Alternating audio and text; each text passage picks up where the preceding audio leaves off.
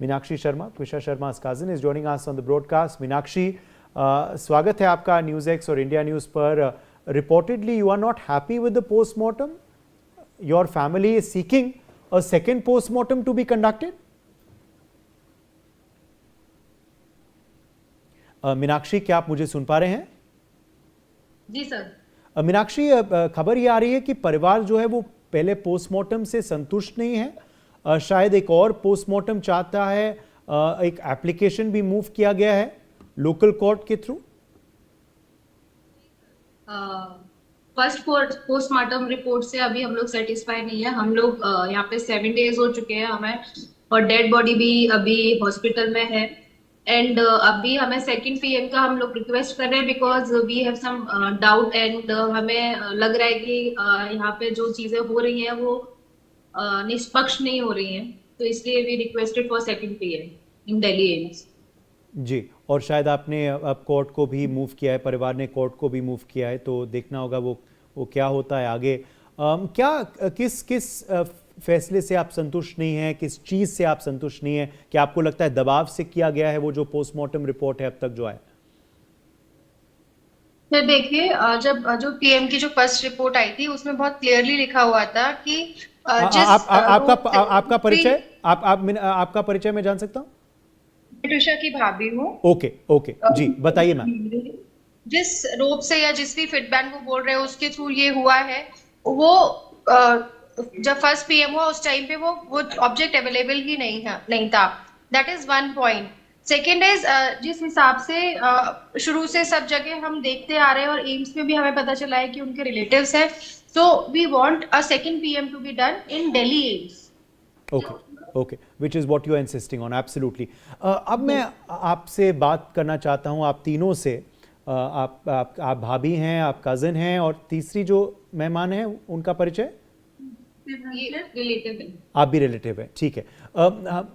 मैं समझ सकता हूँ कि बहुत ही अब दुख की घड़ी है आपके परिवार के लिए और आप सब हौसला रख रहे हैं. मगर आप सब ने सुना होगा कि आपके जो इन लॉज हैं उन्होंने क्या कहा है. त्विशा के मदर इन लॉ का स्टेटमेंट आया था, बहुत ही विस्तार से उन्होंने मीडिया को अपना वर्जन बताया था कि त्विशा के माँ बाप जो हैं वो ख्याल नहीं रख रहे थे, 6 महीने से वहाँ आए नहीं थे. उनकी माँ आई थी कुछ समय के लिए, फिर चली गई, और वह कह रहे थे कि रेगुलरली बातचीत भी नहीं उनसे करते थे.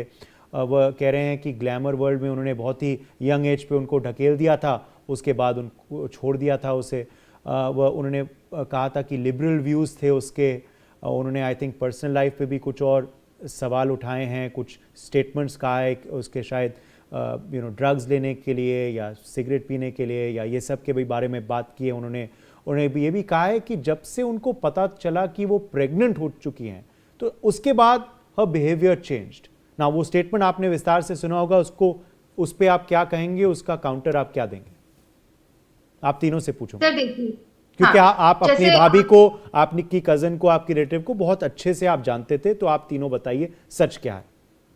सर देखिए, जहां तक लिबरल होने का सवाल है, वो ये बोल रही है कि वो बहुत लिबरल थी, तो और इसमें कोई खराबी बात नहीं, उसमें कोई खराबी नहीं है. Exactly, please. कोई खराब बात नहीं है, and that is a plus point because उसने लाइफ में इतना कुछ अचीव करके वो बैठी हुई थी बच्ची, तो इसमें प्रॉब्लम क्या है?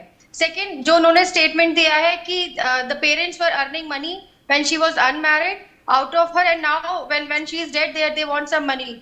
सो द पॉइंट इज, आप इस कितना गिरोगे, किस लेवल तक जाके आप ये बोलोगे? मतलब आप ये बोल रहे हो एक माँ बाप जो इधर से उधर भटक के अपनी बेटी के इंसाफ के लिए न्याय कर रहे हैं, वो भी हमें मांग रहे हैं. वो भी हम क्यों मांग रहे हैं? बिकॉज अगर ये सब कुछ प्रोसेस से स्पीड में चला होता तो हमें इधर उधर भटकने की जरूरत ही नहीं होती. शायद आज हम अपनी बेटी का क्रिमेशन करके बैठे होते. आप उन पेरेंट्स के लिए आप ये बोल रहे हो कि हम इससे पैसा कमाना चाह रहे हैं.